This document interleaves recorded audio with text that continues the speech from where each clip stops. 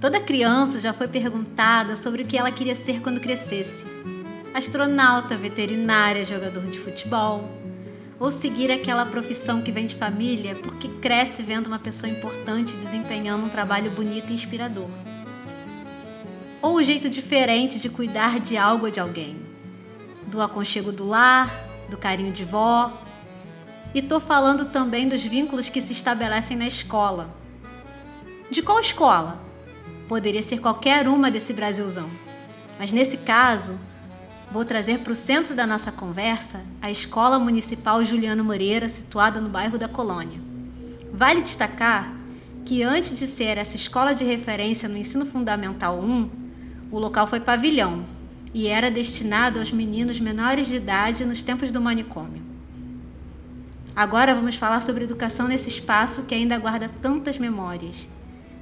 E é por isso que hoje trago avó e netas que compartilham o viver e ensinar nesse território, para nos contar como é presenciar e ser parte de tantas histórias e transformações que aconteceram aqui na colônia.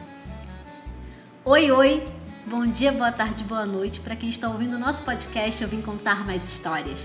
Eu me chamo Vanessa, eu sou uma mulher racializada de pele clara, cabelo bem curto, pintado de louro, mas está crescendo, então está ficando preto. Eu uso um óculos de aro preto, tenho tatuagem nos braços e estou usando a camiseta do nosso projeto Eu Vim Contar Mais Histórias. E hoje estou aqui recebendo com muito carinho e alegria a família Liuk, composta por Dona Conceição Liuk, de 93 anos, moradora antiga, que criou e educou sua família aqui. E também Juliana e Michele Liuk, suas netas, professoras da rede pública que atuam nesse território há bastante tempo. Eu vim contar mais histórias.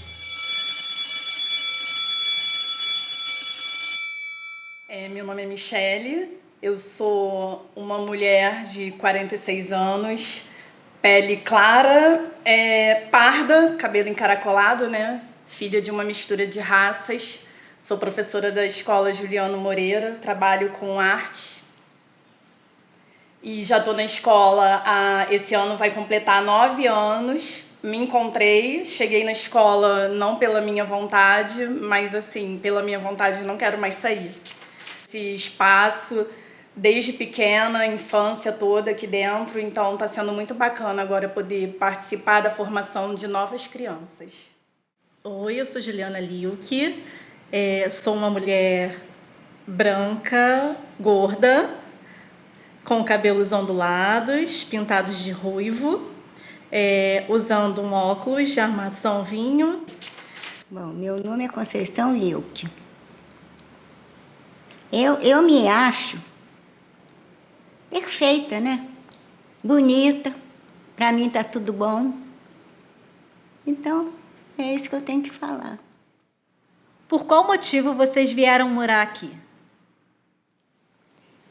Aí nós vamos fazer a casa. Mas aí meu marido morreu, teve que parar para mim depois poder fazer. Aí o senhorio pediu a casa, eu tive que entregar a casa e morar só no cômodo lá sem fazer, com todo mundo, com as minhas filhas. Eram 5, eram 4 é meu. Eu tinha 7 crianças na minha casa. Quantos anos tem? Acho que 1966, né, vó? Que o Rando morreu. Minha mãe tinha 8 anos, então foi 66. Não, a sua mãe, quando veio morar aqui, não. Sua mãe, quando veio morar aqui, sua mãe estava com... Sua mãe ficou com 9 anos. Então foi 67. A avó conta que o primeiro impacto foi na família, né? Quando ela anunciou que para as tias dela que viria morar aqui. Conta um pouquinho, vó, como é que foi? Como é que tia Dadá que reagiu? Era muito distante para me criar criança, que eu tinha que arranjar um lugar mais melhor. Mas foi aqui que nós podemos comprar, compramos e ficamos. E qual era o medo das suas tias? Eu tinha medo dos doentes, né? Porque andava muito doente lá ali no loteamento. Andava doente nua, andava mulher nua, andava pedindo comida. Importante explicar que o pavilhão Adibijabu era destinado aos meninos menores de idade antes de ser a Escola Municipal Juliano Moreira. As crianças ficavam numa jaulazinha. Porque fora os grandão, né, coitado? Aqui teve muita judiação. Judiaram muito, muito. Mas nesse pavilhão que era destinado às crianças, em que tinham as crianças, não tinha enfermeiros ou médicos ou pessoas adultas que Eu pudessem... nunca vi, só via criança ali, a gente sentia, porque quando era dia de festa que eu vinha, aquele pessoal tudo brincando e tudo, e as crianças ali, coitadinho, tudo sofrendo, porque para mim isso é sofrimento, né?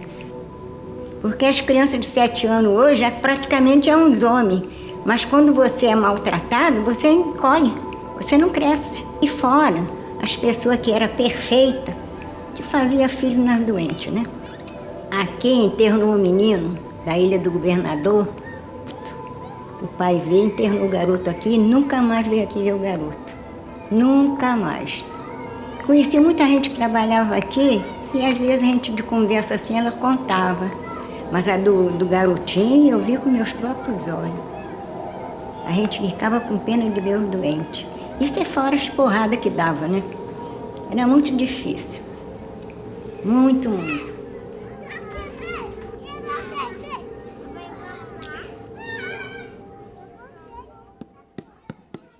Como e por que vocês começaram a lecionar na Juliano Moreira?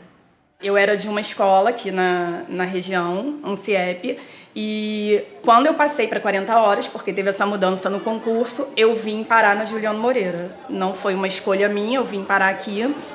E aí, depois que eu vim, a Juliana estava precisando também trocar de escola, não lembro direito o que aconteceu, mas ela, estou precisando de uma vaga para sair da minha escola e tal. Eu falei, vem para cá também. E aí, a gente lá na escola, a gente fala que é uma família, a família Juliano Moreira, porque assim, a gente vai entrando e não quer mais sair, sabe? E aí, quando eu passo no concurso, eu vou trabalhar primeiro no Morro do Andaraí, onde eu fico pouquíssimo tempo e consigo uma permuta para a 7ª CRE e venho trabalhar na Cidade de Deus. E aí eu entrei de licença, né, para cuidar do meu pai, que estava em estado terminal, e quando eu retorno da licença, eu venho para dar aula na colônia. E aí a gente encontra uma outra comunidade com outros desafios. A gente não é o tipo de professora que fica fechada ali só na sala de aula e fazendo trivial. A gente gosta do diferente, a gente gosta de trazer essa coisa diferente para as crianças, de proporcionar cultura para eles.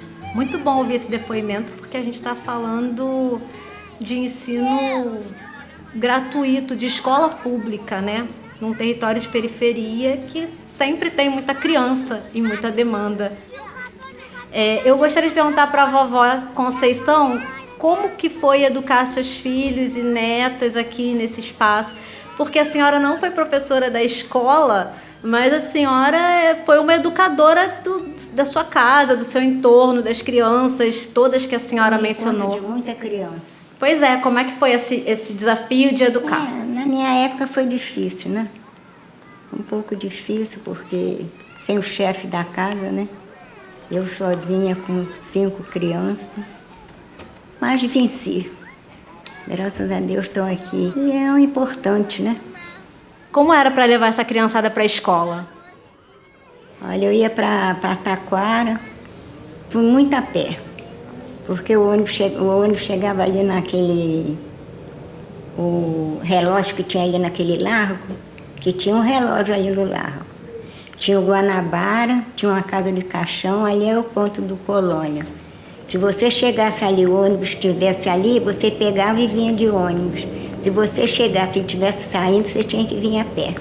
Às vezes levava as meninas, a mãe dessa, tudo para a escola, andando. E o caminho era deserto, né, vó? Tinha um bambuzal. Tinha um bambuzal ali na Baronesa que era assombrado. Você sentia o bambu cair, porque tinha assombração, o pessoal tinha medo.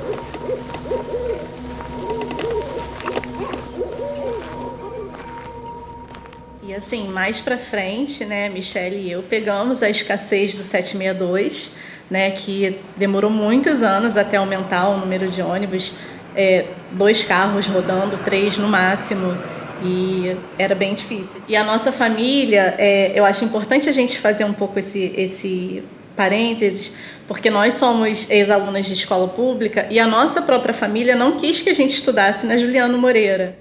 Então, assim, existia um estereótipo, né, da criança que estudava aqui e a criança que ia para o centro da Taquara estudar. Então, a nossa família sempre quis que a gente estudasse no centro da Taquara. E aí, por ironia do destino, a gente vem educar nessa escola e tentar mudar essa realidade, que era o que a nossa família também enxergava. Vocês acreditam que ainda existe o estigma manicomial? E como vocês acham que isso se reflete na educação? A gente tem um antes e um depois das obras do PAC, né? Eu costumo dizer que a gente tinha uma clientela aqui nas escolas que era né, antes do surgimento dos apartamentos, que eram as crianças que foram nascidas e criadas aqui, de famílias que já moravam aqui há muitos anos e que conheciam só essa realidade aqui. Depois de 2010, 2012, com o surgimento das obras do PAC, outras famílias de outras comunidades do Rio vieram morar aqui. Então, a gente tem na escola os mais velhos, que têm um pouquinho mais de noção do que era o território, né, as famílias que participaram da criação, né, desse espaço, e tem os novatos. Na verdade, os moradores daqui não sabem muito da história do local. E assim, uma vez as crianças falando, entre elas mesmas, né, vocês sabiam que aqui era um cemitério? Então, tipo assim, elas sabem que ali naquele espaço era algo, né, assim, forte, que era o hospital psiquiátrico, mas na cabecinha delas era um cemitério, sabe? Então, assim, tem muito esse mito ainda, esse tabu, né? Mas esse estigma, ele continua, né? É uma coisa que a gente luta muito, inclusive para aparecer, né, enquanto escola pública que tem um ensino de qualidade e não mais como o manicômio, né? Então é uma luta que a gente tem praticamente diariamente, né? De fazer um trabalho legal na escola e tentar jogar para o mundo, para todo mundo ver que a gente existe, para todo mundo ver que ali é um espaço bacana, é um espaço de aprendizado e que as crianças curtem esse espaço, né? E aí é uma coisa que a gente conversa muito na escola. Inclusive, a gente sempre fez muita formação em relação a isso. Todo professor que chega na escola, eu, enquanto coordenadora da escola, fazia essa caminhada para mostrar o território, para conversar um pouco sobre essa história. E a gente leva muito a sério esse passado, porque a gente não quer que ele se repita, né? A gente conhece o passado e a gente trabalha num presente para que isso não se repita nunca mais. Então, essa conscientização na escola é feita o tempo todo, né? Agora que está começando a mudar um pouquinho, porque a galera está começando a se aposentar, mas assim, Daisy, que trabalhou 30 anos na escola, e muitas outras com 15, 20, a gente que já tem 10 anos de escola. Então, todo mundo que vai chegando vai virando um membro, né, dessa família Juliano Moreira e se junta com a gente nessa luta. Tem a época do engenho, onde essas pessoas escravizadas vêm para cá trabalhar, esse ciclo se fecha, chega uma era nova, o hospital psiquiátrico, as pessoas vêm para cá para sumirem da sociedade, né? A verdade era essa, era conhecido como um cemitério de vivos. Todo mundo que você não queria mais que aparecesse, vinha para cá e sumia. E a gente recebe essas famílias vindo de encostas e novas comunidades do Rio de Janeiro, onde também não querem que elas sejam vistas, trazem aqui para a colônia, e a gente vive isso dentro da educação, né? O aluno que não está indo bem na outra escola manda para Juliano Moreira, porque lá ele vai ficar bem. E aí a gente fica mesmo e faz um trabalho de excelência com aquela criança, né? E inclusive as mães retornam para agradecer, acabam criando esse vínculo. para vocês contarem uma história da escola que mexe com vocês, que é importante, que vocês, toda vez que falam da escola, essa história passa num flashback na cabeça de vocês. Ai, é tão difícil, né? São muitas histórias.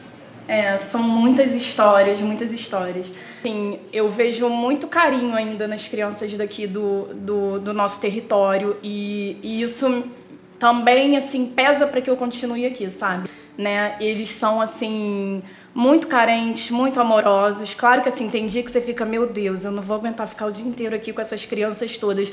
Mas tem dias que você chega na escola e assim, é você que precisa de um abraço e de um beijo. E eles, assim, eles são mestres em fazer isso, né? Tem criança que, se passar por mim 5 vezes no corredor, me abraça 5 vezes.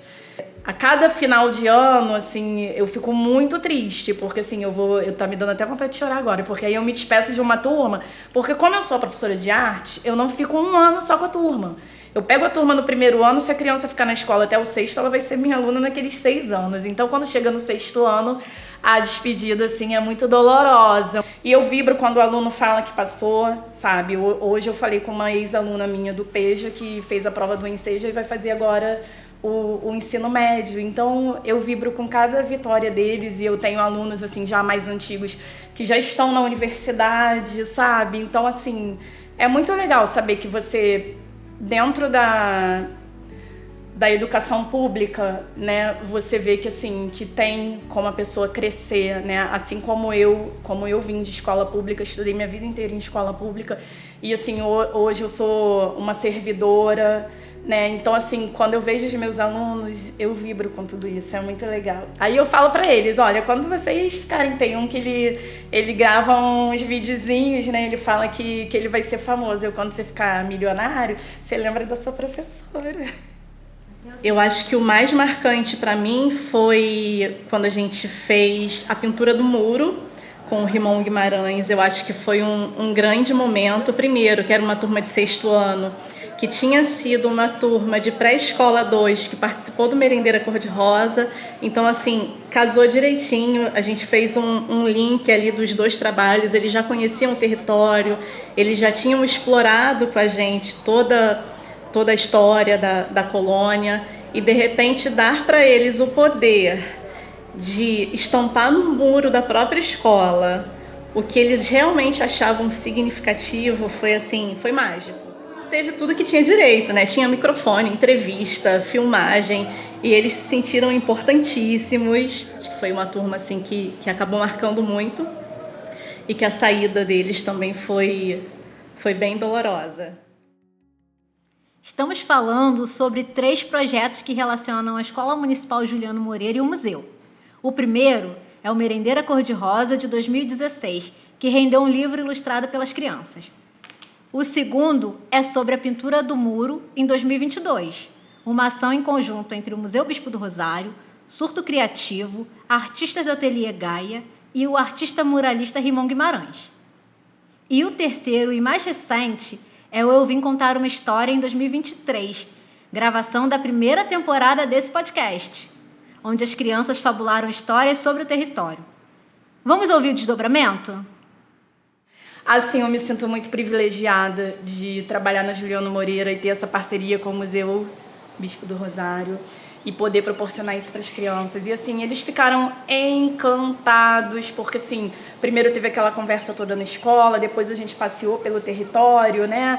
E aí eles foram vendo, e aqui é a praça, aqui é a horta, e aqui é a rua tal, e finalizamos aqui no museu fazendo aquele desenho. Eles escreveram uma história, cada um escreveu uma história, e eles fizeram aqueles desenhos que foram maravilhosos, assim. E em dezembro de 2023, nós fomos premiados como destaques da 7ª Coordenadoria de Educação com o projeto Eu Vim Contar Uma História. E aí teve toda uma festa, né, no final do ano, onde os diretores são convidados a assistirem o que todas as escolas produziram e ser chamada ao palco, né? Ter a nossa diretora indo ao palco, recebendo a placa de destaque do território de 2023 foi muito bacana. Foi muito Principalmente gratificante. porque, assim, a nossa diretora estava representando a nossa escola, mas tinham outras escolas, né? Numa sala de audiovisual, né? E começam a gravar. Eles chegavam na escola contando muito, contando como foi diferente, que um tentava fazer o outro rir, que eles ficaram nervosos, né? De como eles criaram aqueles desenhos. Foi, assim, um momento beirando o mágico, né? Acho que eles nunca pensaram na vida deles que eles poderiam participar de algo que eles vêm passando na televisão, que eles veem no canal do youtuber deles, né? E dar essa oportunidade para eles foi muito gratificante. E pra gente, né? Que a gente curtiu muito o trabalho do início até o final. Neste momento, pedi para nossas convidadas compartilharem uma história marcante sobre o artista Arlindo Oliveira. Chegou na colônia ainda muito jovem e faleceu em novembro de 2024. Ele nasceu no Rio em 1951, foi internado na colônia em 1967 aos 15 anos e encaminhado para o pavilhão de menores Adib Jabu, que já comentamos neste episódio ser o espaço destinado aos meninos, antes de ser a Escola Juliano Moreira. Com a maioridade, foi transferido para o núcleo Ulisses Viana, onde conviveu com o Bispo do Rosário. Após a reforma psiquiátrica, se manteve no território, onde foi integrante do Ateliê Gaia, que é um coletivo de artistas vinculado ao Museu Bispo do Rosário. Sua produção foi reconhecida enquanto ele ainda era vivo e circulou por importantes espaços de arte do país. Eu acho que a memória mais bonita que eu tenho com o seu Arlindo foi quando ele foi visitar o prédio como escola, né? A Diana estava presente, Renan estava junto e ele nunca tinha entrado lá depois que tinha virado escola.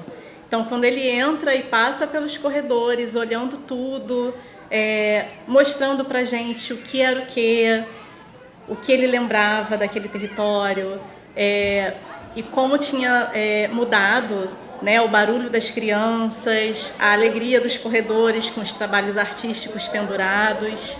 E o que mais me marcou foi que, quando a gente terminou toda a conversa, toda a visita, eu ofereci um lanche, né, na cozinha experimental, que é um espaço que as crianças utilizam para fazer receitas, trabalhar coisas diferentes, às vezes até trabalhos artísticos, porque tem pia, fica mais fácil da gente trabalhar. E aí eu fiz uma mesa de lanche, e quando ele foi convidado para essa mesa, ele se emocionou muito, porque ele em outro momento tinha estado ali naquele espaço como uma pessoa que não era digna de sentar numa mesa e fazer um lanche com pessoas ditas importantes, né? Então acho que isso foi uma coisa que me marcou muito.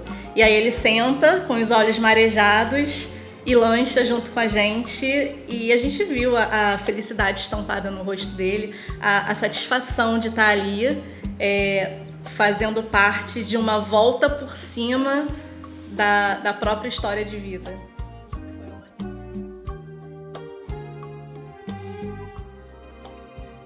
A colônia mudou muito. Agora a colônia é um paraíso. Então a senhora acha que é melhor agora? Não, de um lado, né? De um lado eu digo assim, a aparência. A aparência mudou muito. Agora não tem mais ninguém internado também, essas cenas. Agora todo mundo foi embora, né? Todo mundo saiu. No gente de dentro, não tem ninguém, é todo mundo na sua casa. É isso. Gente, eu gostaria muito de agradecer a vocês mais uma vez. Muito obrigada a todo mundo que está ouvindo esse podcast hoje. O projeto Eu Vim Contar Mais Histórias é a realização do Programa de Educação e Arte do Museu Bispo do Rosário, localizado na Colônia, na Zona Oeste do Rio de Janeiro. No marco do centenário da Colônia Juliano Moreira, difundimos as memórias e narrativas relacionadas a este território, para além de uma perspectiva institucional marcada pelo passado manicomial. O projeto foi contemplado pelo edital Ações Locais de 2024 e nesta temporada vocês vão ouvir algumas dessas histórias, contadas pela comunidade que reside e trabalha aqui. Estão preparados? Conectem seus fones e aumentem o volume. 3, 2, 1, gravando!